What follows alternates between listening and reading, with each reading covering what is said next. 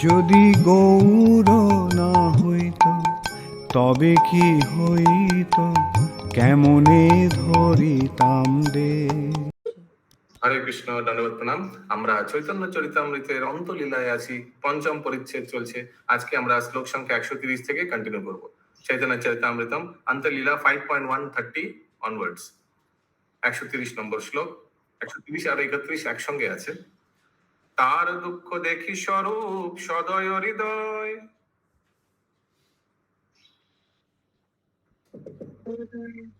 তার দুঃখ দেখি স্বরূপ সদয় হৃদয়, উপদেশ কইলা তারে জয়ছে হিত হয়।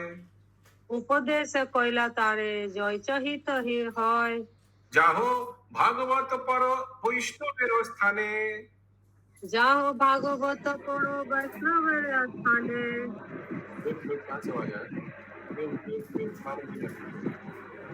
যা একান্ত আশ্রয় করো চৈতন্য চরণে। একান্ত আশ্রয় কর চৈতন্য চরণে। সেই কবির দুঃখ দেখে সদয় হৃদয়ে স্বরূপ দামোদর গোস্বামী তার মঙ্গলের জন্য তাকে উপদেশ দিলেন, তুমি যদি ভাগবত তত্ত্ব হৃদয়ঙ্গম করতে চাও তাহলে শুদ্ধ বৈষ্ণবের কাছে গিয়ে ভাগবত পাঠ করো এবং ঐকান্তিক ভাবে শ্রী চৈতন্য মহাপ্রভু শ্রী পাদ পদ্মের আশ্রয় অবলম্বন করো। যাও ভাগবত পড়ো বৈষ্ণবের স্থানে। তাৎপর্য, এইখানে শ্রীল স্বরূপ দামোদর গোস্বামী বঙ্গদেশীয় কবিটিকে শুদ্ধ বৈষ্ণবের কাছে শ্রীমদ ভাগবত পাঠ করার জন্য নির্দেশ দিয়েছে। ভারতবর্ষে আজকাল এক শ্রেণীর পেশাদারী ভাগবত পাঠকের উদ্ভব হয়েছে, যারা গ্রামে গ্রামে শহরে শহরে গিয়ে ভাগবত পাঠ করে দক্ষিণা স্বরূপ টাকা পয়সা, ছাতা, কাপড়, ফলমূল ইত্যাদি সংগ্রহ করে জীবিকা নির্বাহ করে। এইভাবে এক সপ্তাহ ধরে ভাগবত পাঠ করায়।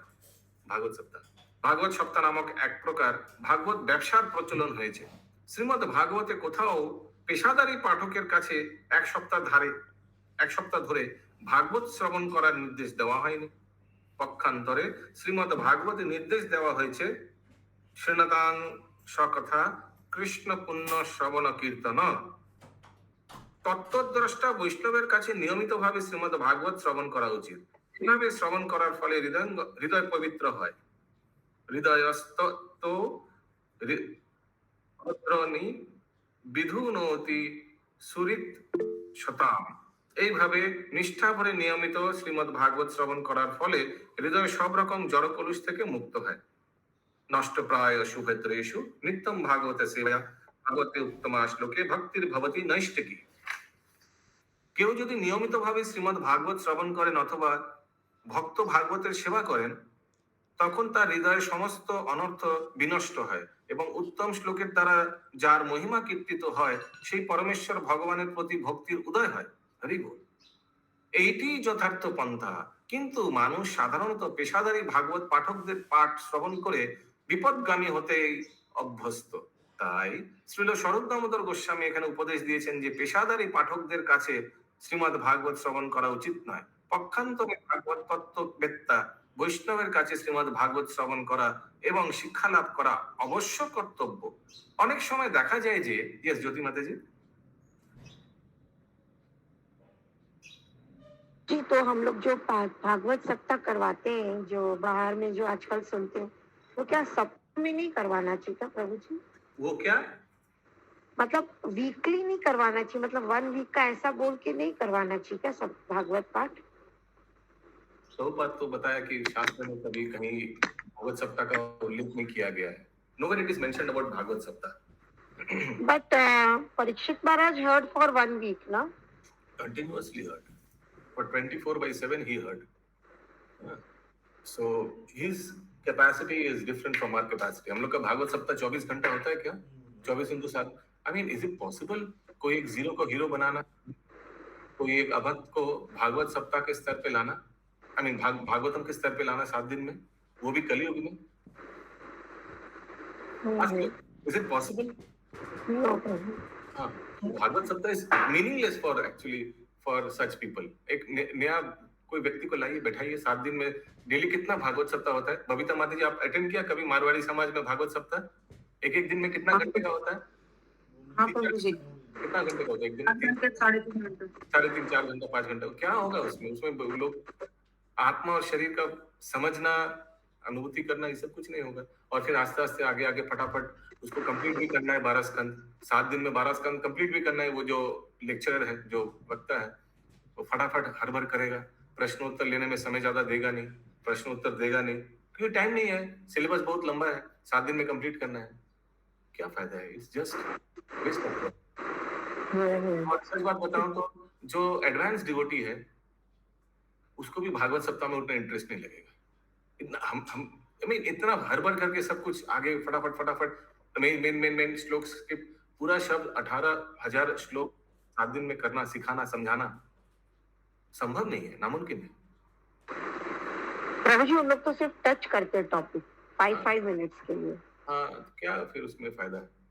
बोलिए, एडवांस डिवोटीज को अच्छा लगेगा? जस्ट टच करके आगे निकल गया, टच करके आगे निकल गया, टच करके प्रहलाद महाराज को टच करके आगे निकल गया, वो मजा नहीं आएगा। हरे नहीं, कृष्ण प्रभु, और प्रोफेशनल जो रीडर्स होते हैं ना, उन लोग को तत्व मालूम ही नहीं है। हाँ, उन लोग बोलते हैं वो ब्रह्म ज्योति जो है, हाँ। वो परमात्मा जो है, उनकी पूजा करनी है, जो सबके हृदय में है, उसकी पूजा करनी है।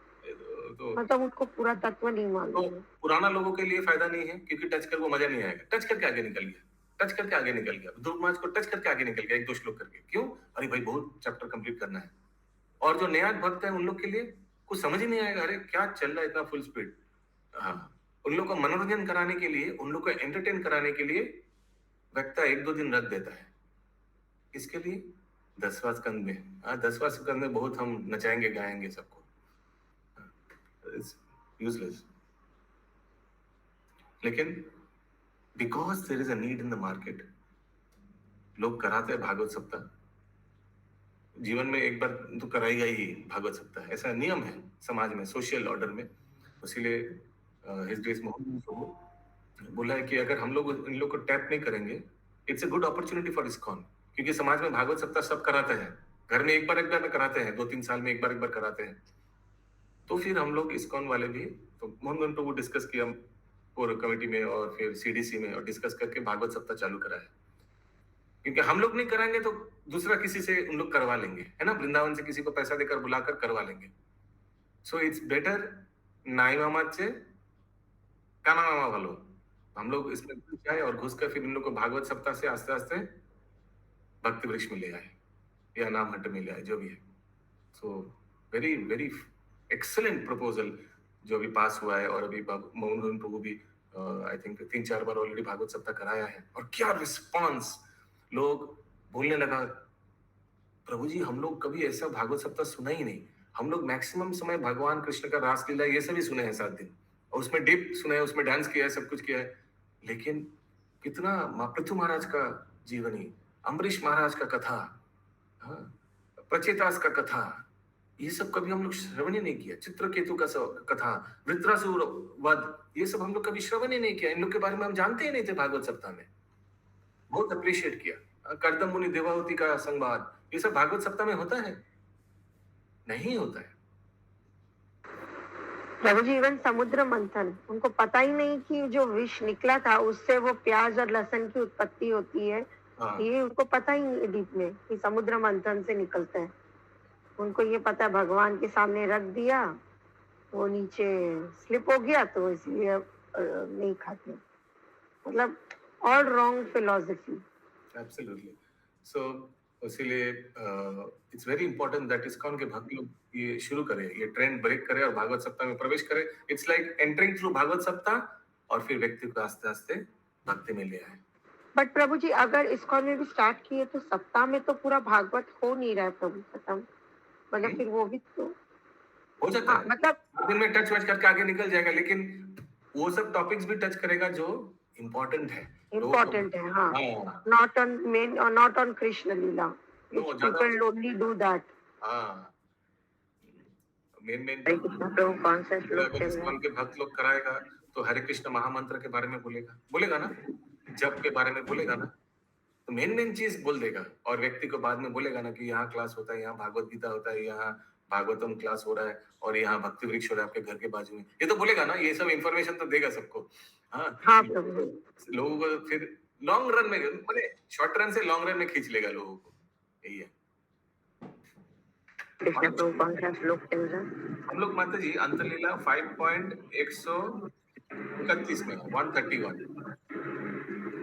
5.131 অনেক সময় দেখা যায় যে মায়াবাদী সন্ন্যাসীরা যখন ভাগবত পাঠ করে তখন বহু মানুষ তার বাক্য চাতুর্য শ্রবণ করতে যায়, কিন্তু তার ফলে তাদের সত্য কৃষ্ণ প্রেম জাগরিত হয় না।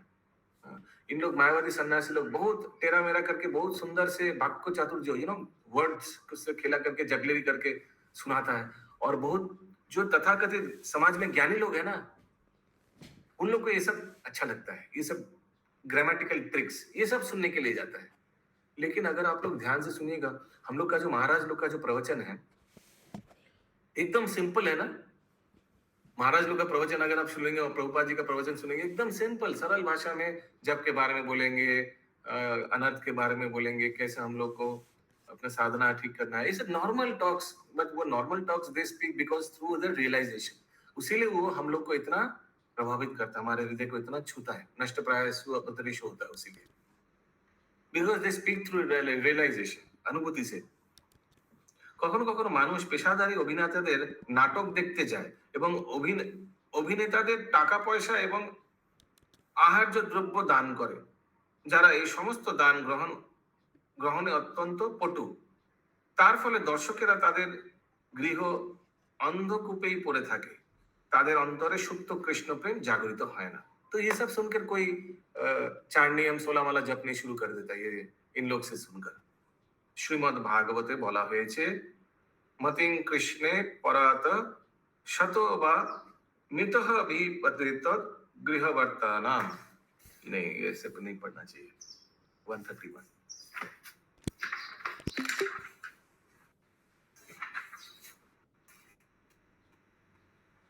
मते न कृष्णे परत स्वततो मितो अभिपाद्यते ग्रह व्रताना। গৃহব্রতরা যারা জড় বিষয়াসক্ত জীবনযাপন বদ্ধ পরিকর কখনোই তাদের কৃষ্ণ প্রেম জাগরিত করতে সমর্থ হবে না, কেননা তারা কেবল পারিবারিক জীবন এবং মৈথুন সুখ উপভোগ করতে দৃঢ় থেকে দৃঢ়তর ভাবে আবদ্ধ হওয়ার জন্য কেবল শ্রীমদ্ ভাগবত শ্রবণ করে। হরে কৃষ্ণ। क्यों श्रवण करता है? और फंसने के लिए। পেশাদারী ভাগবত পাঠকদের কাছ থেকে ভাগবত শ্রবণ করার পন্থা বিশেষভাবে নিন্দা করে শ্রীল স্বরূপ দামোদর গোস্বামী বলেছেন, যাহো ভাগবত পর বৈষ্ণবের স্থানে যে সমস্ত মায়াবাদী এবং অভক্ত তাদের বাক্য চাতুর্যের দ্বারা শ্রীমদ্ ভাগবতের শ্লোকের কদর্থ করে সরল মানুষদের কাছ থেকে অর্থ সংগ্রহ করে এবং তাদের অজ্ঞানের অন্ধকারেই ফেলে রাখে, তাদের কাছ থেকে কখনো শ্রীমদ্ ভাগবত শ্রবণ করা উচিত নয়। জড় বিষয়াসক্ত তথাকথিত ভাগবত শ্রোতাদের এই আচরণ শ্রীল স্বরূপ দামোদর গোস্বামী কঠোরভাবে বর্জন করতে নির্দেশ দিয়েছেন। প্রকৃত কৃষ্ণ প্রেম জাগরিত করার পরিবর্তে এই সমস্ত ভাগবত শ্রোতারা গৃহ এবং মৈথুনের প্রতি অধিক থেকে অধিকতর ভাবে আসক্ত হয়ে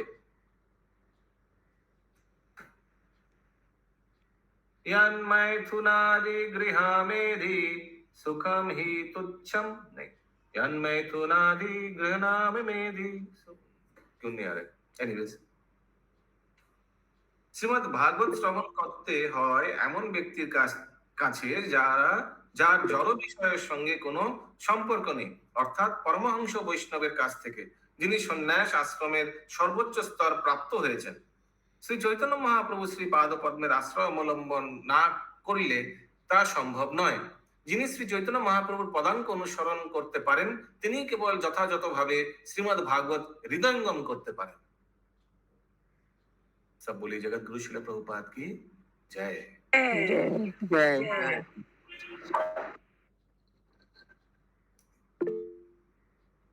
बोलिए प्रभु।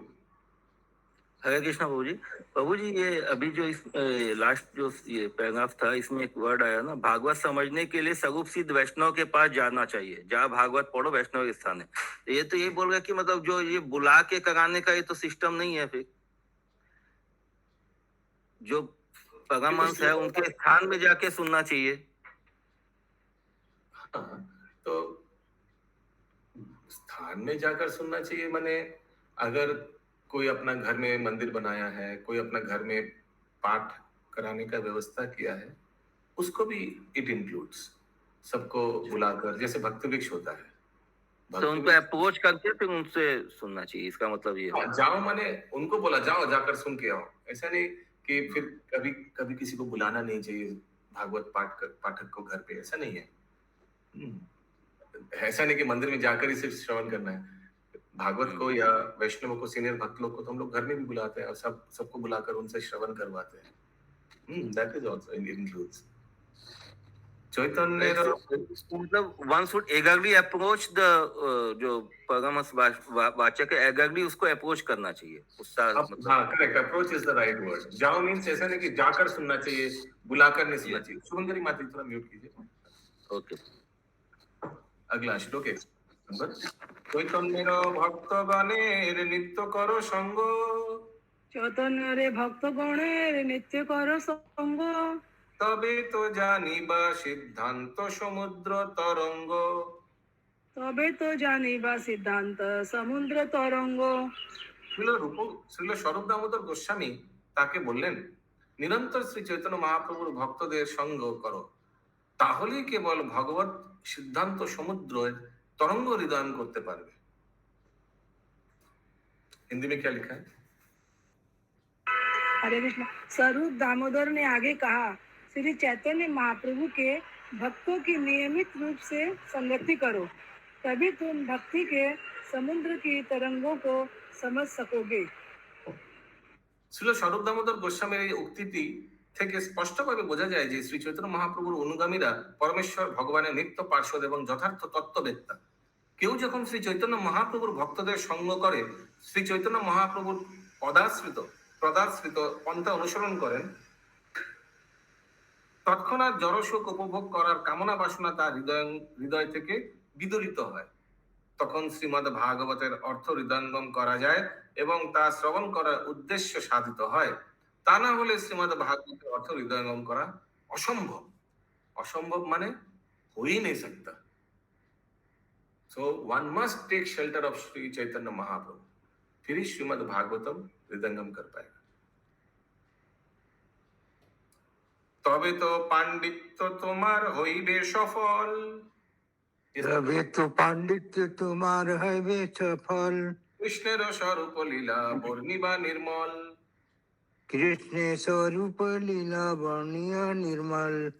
Yes, Pankaj, you have a question? তাহলে কেবল তোমার পাণ্ডিত্য সফল হবে এবং শ্রীকৃষ্ণের অপ্রাকৃত স্বরূপ এবং লীলা निर्मल भावे वर्णना करते समर्थ হবে।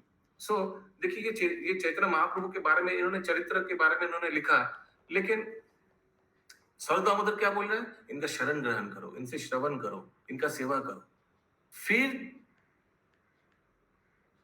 तुम लिखने से ठीक रहेगा, है ना?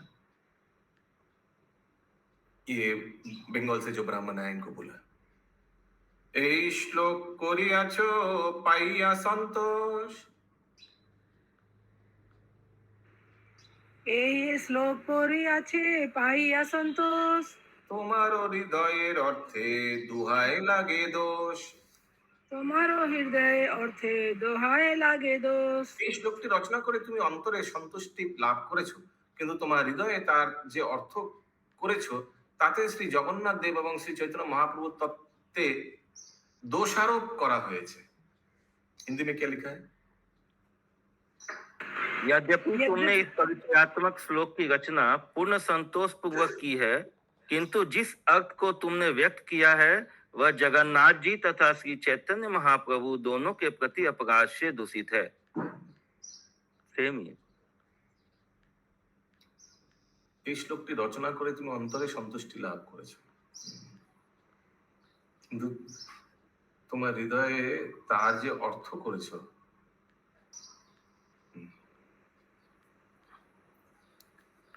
मतलब वो विप्र अपना तरफ से पूरा संतोष पूर्वक रचना किया है ना, कि इनका কিন্তু তোমার হৃদয়ে তার যে অর্থ করেছো, अभी ये स्वरूप दामोदर समझ गया क्या इनका परपोट है, क्या इनका ट्रांसलेशन है। हृदय आप जो सोच रहे हो वो गलत है। मतलब जो सोचने में गलती है उनका, भावना उनका गलती है उनके प्रति। हाँ, उनका सिद्धांत गलती है, इसीलिए उनका सोच भी गलती है। मायावाद सिद्धांत है। তুমি তো ইচ্ছে কহো না জানিয়া রীতি। তুমি জৈছে তৈছে কহ না জানিয়া রীতি। সরস্বতী সেই শব্দে করিয়াছে স্তুতি। সরস্বতী সেই শব্দে করিয়াছে স্তুতি। তুমি প্রকৃত তত্ত্ব না জেনে যা নয় তাই লিখেছ, কিন্তু সরস্বতী দেবী সেই শ্লোকটির দ্বারা ভগবানের স্তুতি করেছেন। তাৎপর্য তাৎপর্য ছিল স্বরূপ দামোদর গোস্বামী সেই বঙ্গদেশীয় কবিকে বলেছিলেন, তোমার মূর্খতার বসে এবং মায়াবাদ দর্শনের প্রতি প্রবণতার ফলে তুমি মায়াবাদ এবং বৈষ্ণব দর্শনের পার্থক্য নিরূপণ করতে পারো না। তাই যেভাবে তুমি চৈতন্য মহাপ্রভু এবং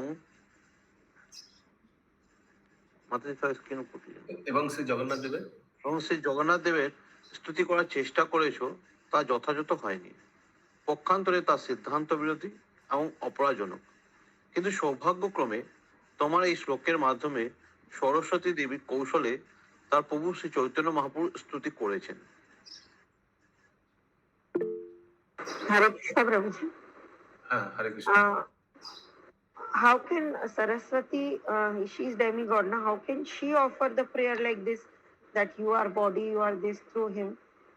She knows that real this thing, na? She is the servant of the Lord, so she knows how the prayer should be. How can she give such an introductory offer? जैसे यहाँ लिखा है, Saraswati has used your words to offer her prayers. You have written something irregular, not knowing the regulative principles. But the goddess of learning, Saraswati, has used your words to offer her prayers to the Supreme Lord. Has used your words to offer her prayers to the Supreme Lord. Fortunately, however, through your words, the goddess of learning, Mother Saraswati, have tactfully offered her prayers to her master, Lord Chaitanya Mahaprabhu. Okay, what I think is, प्रभु हरे कृष्ण प्रभु बोलिए। दो श्लोक और कर लीजिए, उसके बाद बोलिए जो भी। अच्छा, ठीक, दो तीन श्लोक करेंगे, अपने आप पता चल जाए। okay. 137. वाचालां बलिशां स्तब्धं 36 प्रभु जी। प्रभु जी 36 136 प्रभु जी। জয়ছেন্দ্র দ্বৈতাদি করে কৃষ্ণের ভৎসন। জয়ছে ইন্দ্র দৈতাদি করে কৃষ্ণরে ভর্ষণ। সেই শব্দে করেন স্তবন। সেই শব্দে সরস্বতী করেন স্তবন। যেমন দেবরাজ ইন্দ্র এবং দৈত্যরা শ্রীকৃষ্ণকে ভৎসনা করেন তখন সেই শব্দের দ্বারা সরস্বতী দেবী শ্রীকৃষ্ণের স্তব করেন। তো I think it is that the same words are being used by Lord Saraswati, Goddess Saraswati, to actually उनका स्तुति करने में। देखते हैं, प्रभु ने बोला और एक दो श्लोक कर लेते हैं। 137 नंबर श्लोक। वाचालम बलिशम स्तब्धम। दिलीप प्रभु जी बोलिए। वाचालम बलिशम सुतम अज्ञान पंडितमानिनम पंडितानिनम कृष्णमर्त्यम उपाश्रित्य कृष्ण मस्तिष्क योगाते गोपा में चक्रुर अप्रियम गोपा में चक्रतिलम। ইন্দ্র বললেন, এই বাঁচাল মূঢ় অবিনীত অজ্ঞ পণ্ডিতাভিমানী মরণশীল কৃষ্ণকে আশ্রয় করে গোপেরা আমার অপ্রিয় সাধন করেছে। এই শ্লোকটি শ্রীমদ্ भागवत থেকে उद्धृत। तो ये गोवर्धन लीला का ही होगा ना, जब सब गोप बालक लोग भगवान का बात सुनकर गोवर्धन पर्वत के नीचे आ गया आश्रय लेने के लिए। तो इंद्र ने क्या बोला था?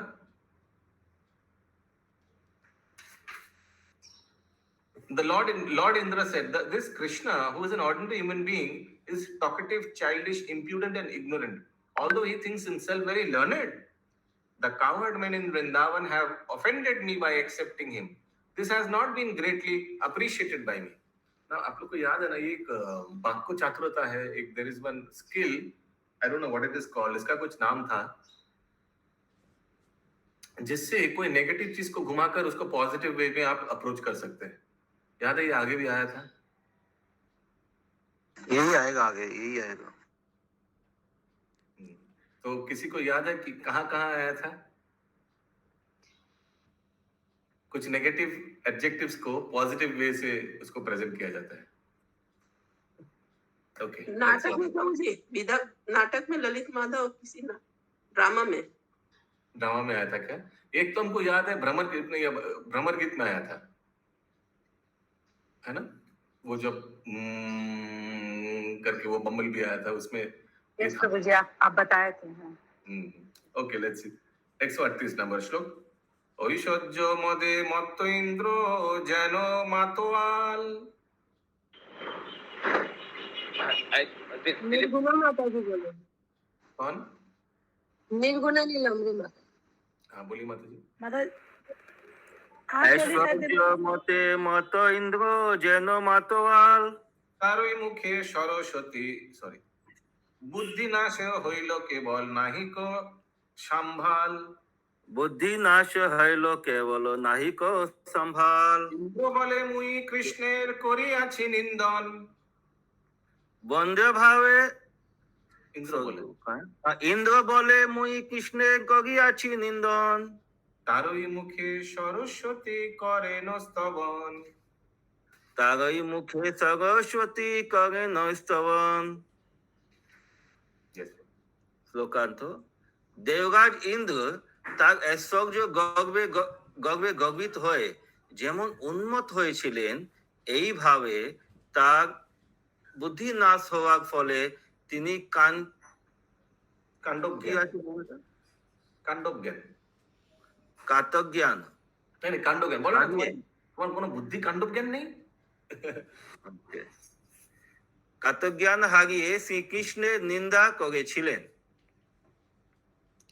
তখন ইন্দ্র ভেবেছিলেন, আমি শ্রীকৃষ্ণের নিন্দা করেছি এবং তাকে অপমান করেছি, কিন্তু সরস্বতী দেবী তার মুখ দিয়ে শ্রীকৃষ্ণের মহিমা কীর্তন করেছিলেন.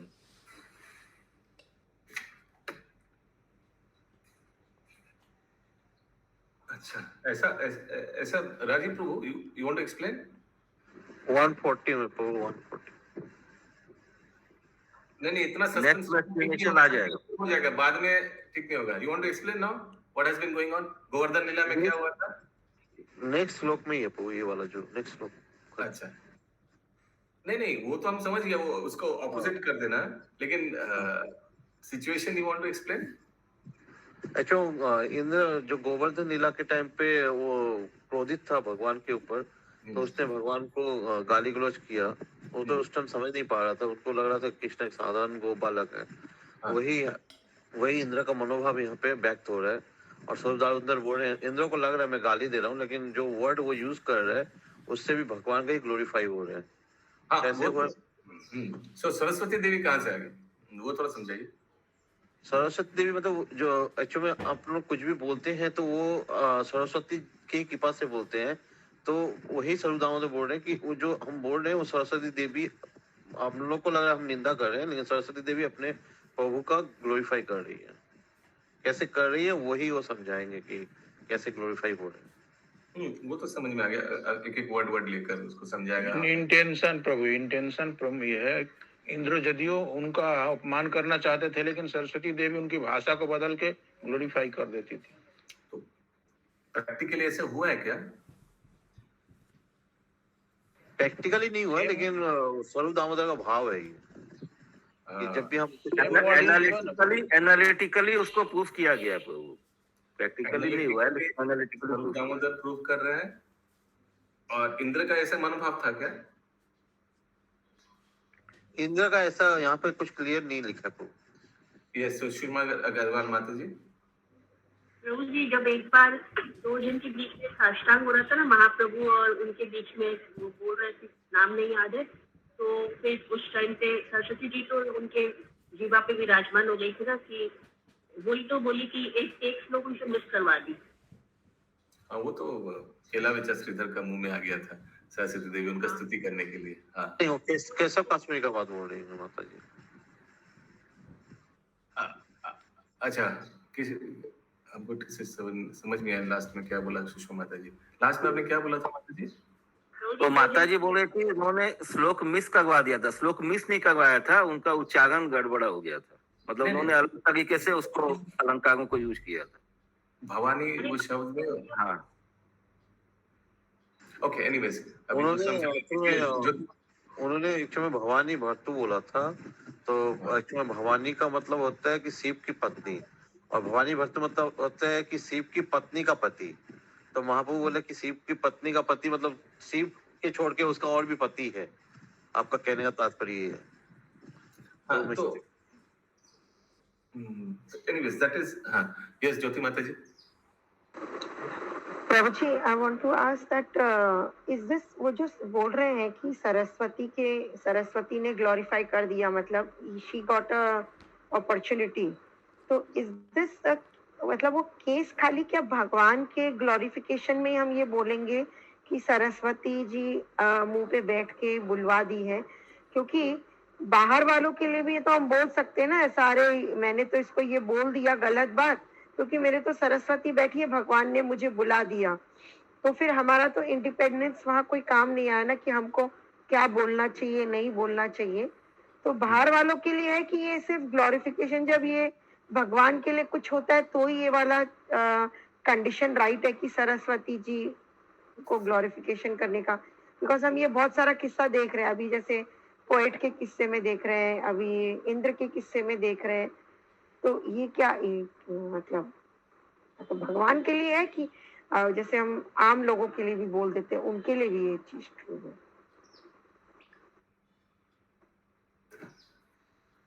135 नंबर श्लोक देखिए, उसमें लिखा है तुम्ही जो इच्छे तो इच्छे। अभी ये सब प्रसंग क्यों उठा?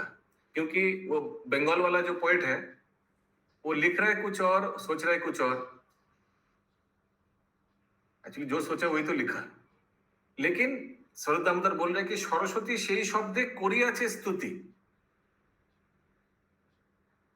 সৌভাগ্যক্রমে তোমার এই শ্লোকের মাধ্যমে সরস্বতী দেবী কৌশলে তার প্রভু শ্রী চৈতন্য মহাপ্রভুর स्तुति করেছেন। Now, although you mean something else, but वाक्य में एक्चुअली सरस्वती देवी स्तुति किया है। और ये सब उनको क्यों बोलना है? ये लिखा है उसको पेसिफाई करने के लिए, उनको पेसिफाई करने। ये लिखा है